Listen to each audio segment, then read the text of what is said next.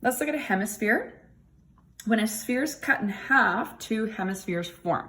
So if we're looking at a hemisphere, it's half of a sphere. It's like you're taking a ball and cutting it in half. This maybe is a better picture here. So how does this formula derive from?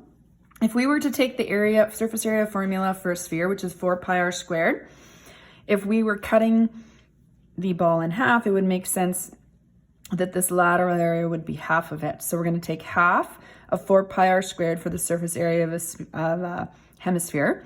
Keep in mind though, there's still that entire surface, that top, so it's like the area of the base. So that would be the area of a circle. So the lateral area and the area of the base. So we're gonna plug in those formulas. So half of 4 is 2. So this is 2 pi r squared. Area of a circle, so this top part, is pi r squared. These are considered like terms, both of them. So you have 2 pi r squared plus one more pi r squared is 3 pi r squared. So the surface area for a hemisphere formula is 3 pi r squared. This one does happen to be on your formula sheet as well. So even if you don't remember how to derive that, it's important to know though on this one, maybe because it breaks it down into the area of the base and the lateral area if you were ever asked those separately. So let's look at example 4.